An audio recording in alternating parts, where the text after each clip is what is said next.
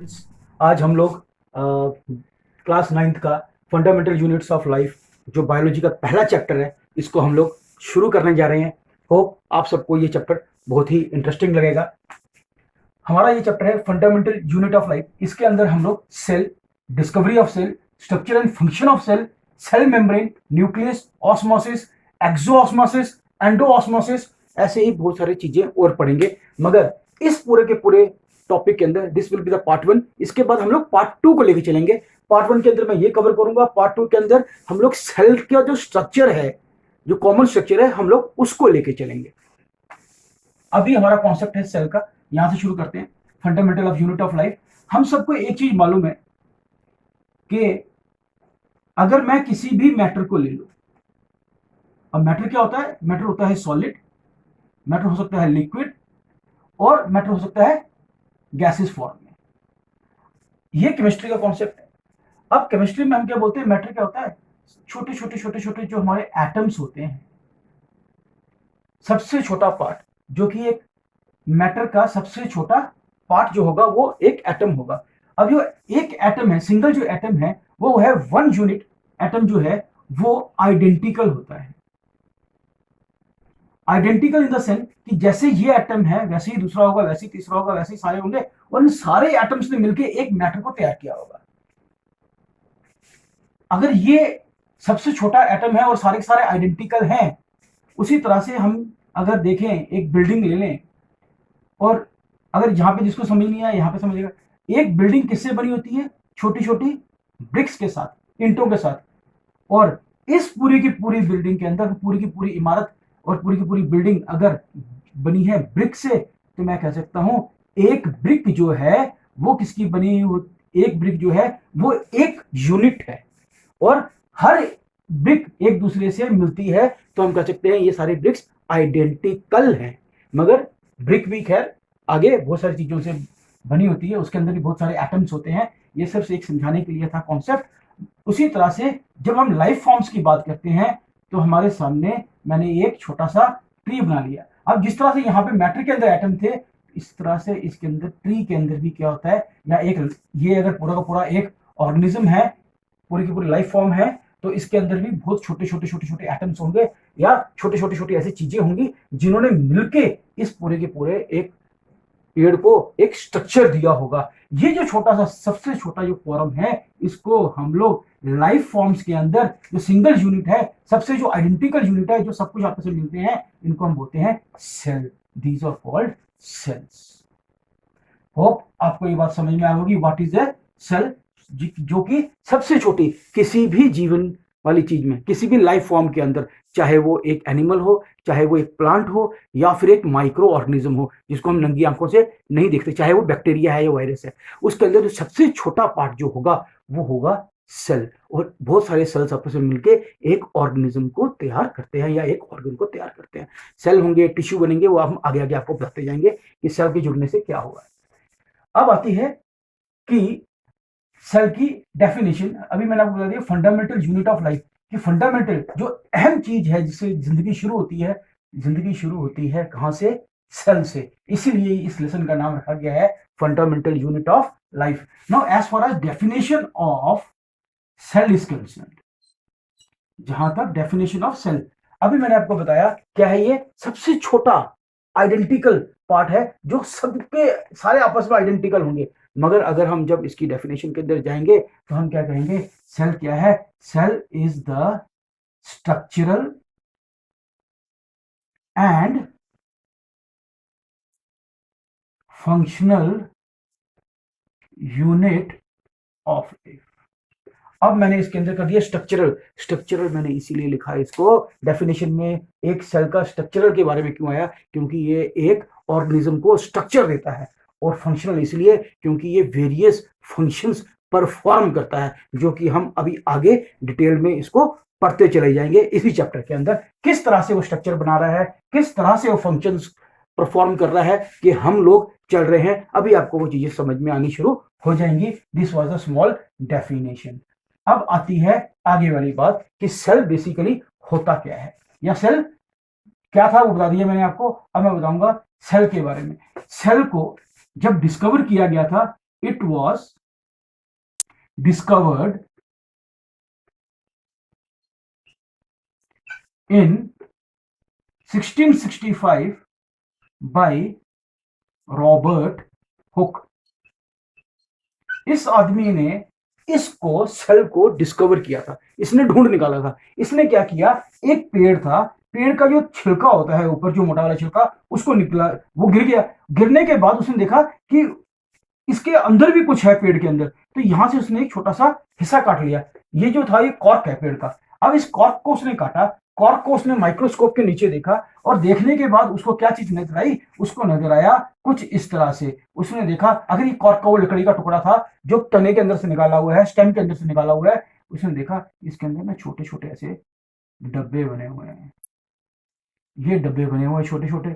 अब ये छोटे छोटे जो डब्बे थे, जब इसने इसको देखा तो इसको लगा कि ये सारे के सारे तो कंपार्टमेंट्स हैं।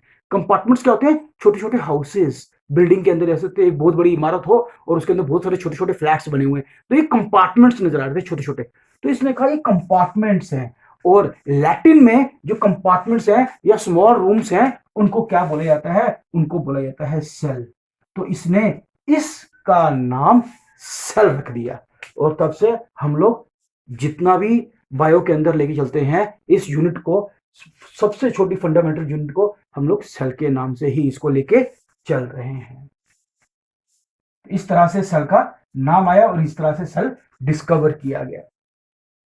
अब आता है कि सेल का जो एक छोटा सा स्ट्रक्चर कैसा होता है, अभी मैं आपको वो दिखाता हूं।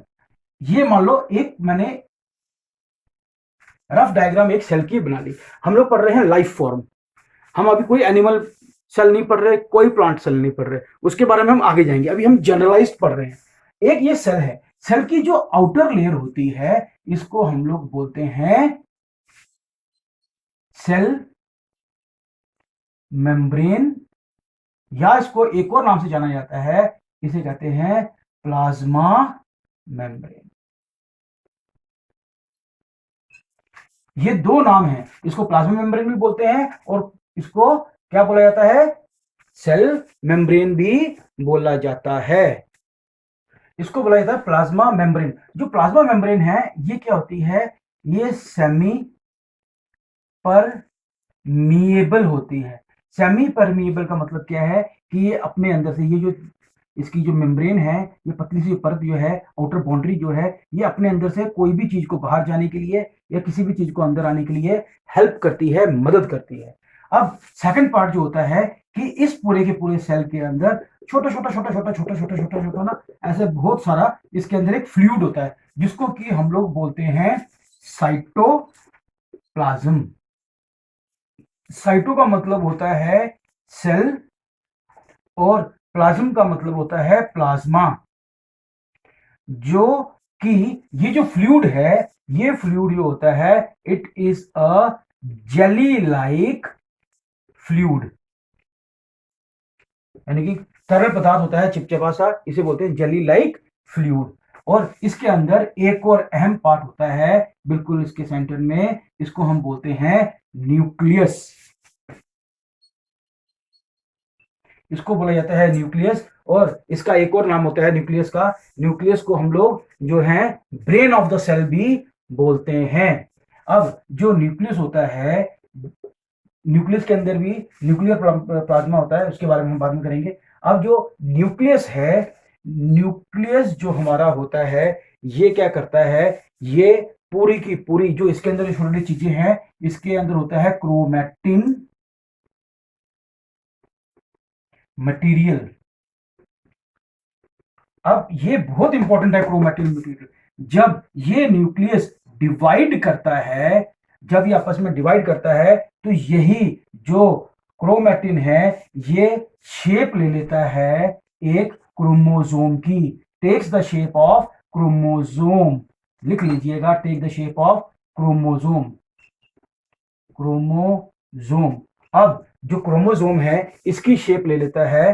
अब जो ये क्रोमोसोम की जिसने शेप ले ली, तो ये कैसे होगा, इसकी क्रोमोसोम की जो ये डायग्राम है, ये कुछ इस तरह से होती है। अगर कोई इसको माइक्रोस्कोप के अंदर देखो तो ये कुछ इस तरह से नजर आता है क्रोमोसोम।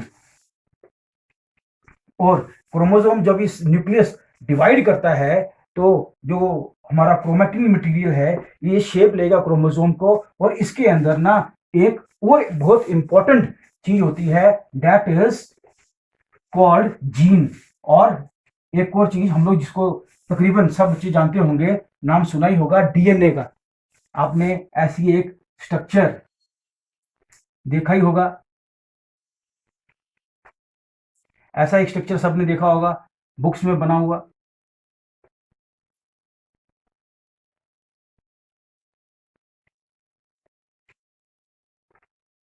इसको हम लोग बोलते हैं जीन। अब ये जीन क्या करता है कि इसका एक जो हमारा क्रोमोसोम था उसके अंदर से एक स्ट्रैंड निकाला हुआ है। अब ये जीन है, ये क्या करता है, ये हमारा जो पेरेंट से लेके चिल्ड्रन की तरफ, जो अगर ये न्यूक्लियस एक है, अगर ये डिवाइड करेगा तो ये दो बन जाएंगे। जब दो बनेंगे तो दोनों के अंदर कुछ ऐसे फीचर्स होंगे जो कि इसके अंदर मौजूद होंगे, इसको लेके जाता है। जैसे कि हम लोग देखते हैं कि बच्चे की शक्ल किससे मिलती है, अपने माँ बाप से मिलती है। बच्चे के तकरीबन हेयर, आईज, स्किन कलर, उसकी बात करने का तरीका, उठना बैठना, सब उसके माता पिता से मिलता है। तो ये क्या करता है, ये जीन लेके जाता है। और आप लोगों ने अगर ये तो इसका आपको पता ही होगा डीएनए का, इसका भी आप लोगों ने नाम सुना ही होगा जो डीएनए है। तो ये भी जो है पूरा का पूरा सिस्टम जो हमारा चलता है वो चलता है जीन से, और जो जीन है वो डीएनए के हिसाब से चलती है, जिसको कि हम लोग बोलते हैं डीएनए। इसको बोला जाता है डीऑक्सी राइबोसोम न्यूक्लिक एसिड, याद रखिएगा।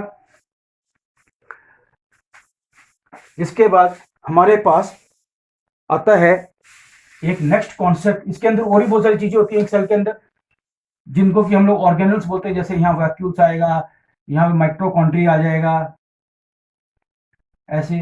अब इन ऐसे बहुत सारे इसके अंदर होंगे, गोल्गी बॉडीज भी आएंगी। इन सबको हम बोलते हैं सेल ऑर्गेनल्स, याद रखिएगा। ये सारे सारी जितनी भी चीजें जो कि एक सेल के अंदर पाई जाती हैं उन सबको हम बोलते हैं सेल ऑर्गेनल्स। अभी तक आपके लिए इतना ही है, और इसके बाद हम लोग करेंगे अभी बात किसकी, एक ऐसे सेल की जो कि क्या है, सिंगल सेल से बना हुआ है। क्योंकि जितने भी ऑर्गेनिजम्स हैं वो अलग अलग किस्म से बनते हैं, किसी की शक्ल सूरत एक जैसी नहीं होती।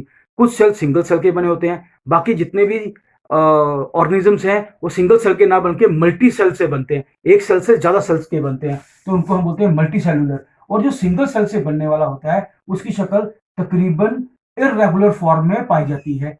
आप लोगों की कॉपी में ऐसा कुछ ना कुछ बना ही होगा, ऐसे बना होगा, बीच में एक ऐसे गोला दिया होगा, ये तो न्यूक्लियस है। अब जो ये जो चीज है इसको हम लोग बोलते हैं सीडोपोडिया। सीडोपोडिया को बोला जाता है, सीडो का मतलब होता है फीट, सॉरी पोडिया का मतलब होता है हमारा फीट, और जो हमारा सीडो होता है इसे बोलते हैं फॉल्स, यानी कि ऐसे पैर जो नकली हैं। ये इसकी मदद करता है एक जगह से दूसरा जगह जाने के लिए, मगर असल में ये इसके पैर नहीं होते। ये इसकी भी हेल्प ले सकता है, इसकी भी हेल्प ले सकता है, इसकी भी हेल्प ले सकता है, या फिर वो यहां से भी हेल्प ले सकता है। और इस चीज का एक और बेनिफिट होता है कि अगर यहाँ पे कोई फूड आ जाए तो ये क्या करता है, ये इसको ट्रैप करने की कोशिश करता है, इसे हासिल करने की कोशिश करता है, करके कि ये सेल जिंदा रह सके। ये था हमारा सिंगल सेल की एक एग्जांपल, और इसका नाम होता है amoeba. Then comes further we go and we find that we have further kinds of things available, that is called a concept. जैसे कि ये एक सेल है, इसके अंदर ये मैंने आपको बताया, this is called a cell membrane, या इसको हम प्लाज्मा मेम्ब्रेन भी बोलते हैं। अब ये क्या करती है, ये मैंने आपको इसकी एक फीचर को, इसका एक फंक्शन बताया। फंक्शन क्या था इसका, कि ये सेमी परमिएबल होती है। सेमी परमिएबल क्या मतलब क्या है, ये कोई मटेरियल को अंदर जाने देगी, कोई मटेरियल को अंदर आने देगी। अब ये जो फीचर है, इस फीचर के अंदर हमारे पास दो किस्म के कॉन्सेप्ट आते हैं कि अगर ये एक सेल है, सेल के अंदर बहुत सारा मटेरियल है, और सेल को अंदर जिंदा रहने के लिए बहुत सारी चीजें चाहिए। सेल को रेस्पायर भी करना है, रेस्पिरेशन प्रोसेस भी करना है, उसे डाइजेशन भी करना है, खाना भी खाना है, खाना खाएगा तो डाइजेस्ट करेगा, नहीं तो उसे डाइजेस्ट नहीं कर पाएगा। अब जिंदा रहने के लिए वो बहुत सारा मटेरियल लेगा। मटेरियल कहां से आएगा, मटेरियल तो बाहर से आएगा। अब इसने यहां से फूड लिया या इसने मान लो रेस्पायरेशन की, तो इसने कार्बन डाइऑक्साइड ली। कार्बन डाइऑक्साइड कहां से ली? यहां से ली। अब कार्बन डाइऑक्साइड अंदर भी गई, कार्बन डाइऑक्साइड बाहर भी आई। कोई भी मटेरियल जो भी ये एक सेल अपने अंदर ले या अपने अंदर से बाहर निकाले, इस प्रोसेस को बोला जाता है डिफ्यूजन। इसे बोलते हैं हम डिफ्यूजन। और अगर सेल वाटर ले, पानी ले, पानी अंदर निकले और पानी अंदर से बाहर निकाले अपने अंदर से, इसको बोलते हैं ऑस्मोसिस।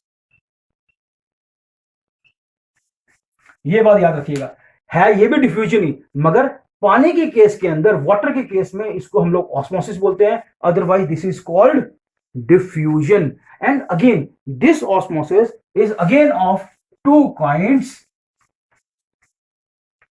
ऑस्मोसिस जो होती है हमारे पास दो किस्म की होती है। जो ऑस्मोसिस होती है, it is first is exosmosis and other is endosmosis.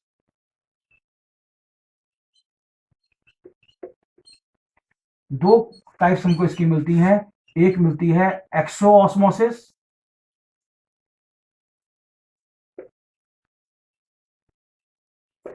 And other is endosmosis.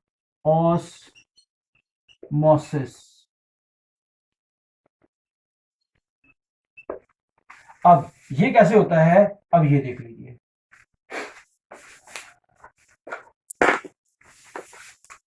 अगर ये एक सेल है, अब सेल के अंदर हुआ क्या कि यहां पर पानी है और पानी यहां पर ना बहुत ज्यादा हो गया, हाई क्वांटिटी में सेल के अंदर पानी हो गया, या हम बोल सकते हैं हाई कंसंट्रेशन में पानी बहुत ज्यादा हो गया। अब शरीर के अंदर पानी बहुत ज्यादा हो जाए तो शरीर क्या करता है? परस्पायर करता है, पसीना आना शुरू होता है, या फिर किसी और तरीके से पानी को बाहर निकालता है, एक्सीडेट करता है। हम बाथरूम जाते हैं पानी निकालने के लिए। अब सेल के अंदर हो गया, सेल ने भी निकालना है, तो क्या करेगा? अपनी मेम्ब्रेन से ही निकालेगा। अब जो मेम्ब्रेन है, वो मेम्ब्रेन से जब निकालता है तो इस प्रोसेस को कि अब वो यहां से क्या कर रहा है कि जब निकालेगा तो यहां पर भी तो पानी है। अब होता क्या है कि यहां पर पानी ज्यादा है, यहां पानी कम है। अब इस बात को याद रखना, यहां पे हाई कंसेंट्रेशन है, यहां पे लो कंसेंट्रेशन है। हाई कंसेंट्रेशन से हमेशा लो कंसेंट्रेशन की तरफ ही ये चीज मूव करेगी। और अगर ये पानी अपने सेल अपने अंदर से बाहर निकालेगा तो इसको हम बोलते हैं एक्स ऑस्मोसिस।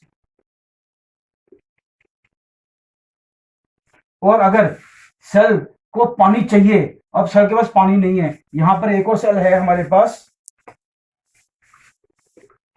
एक और सेल है। अब ये सेल है, इसके पास अंदर पानी नहीं है। अब ये बोलता है मुझे प्यास लगी है, पानी चाहिए, या इसके अंदर पानी है ही नहीं। और अब पानी क्या है कि इसके अंदर वाटर तो है मगर लो कंसंट्रेशन में है, लो कंसंट्रेशन। और यहां पर जो बाहर है, बाहर पानी क्या है? हाई कंसंट्रेशन में है, पानी बाहर ज्यादा है।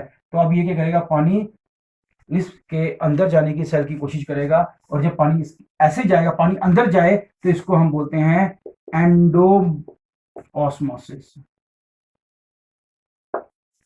इस बात को ध्यान में रखना है। और हमारा भी जो नेक्स्ट जो होगा वो हम लोग नेक्स्ट टॉपिक के अंदर बाकी आधा चैप्टर कवर करेंगे।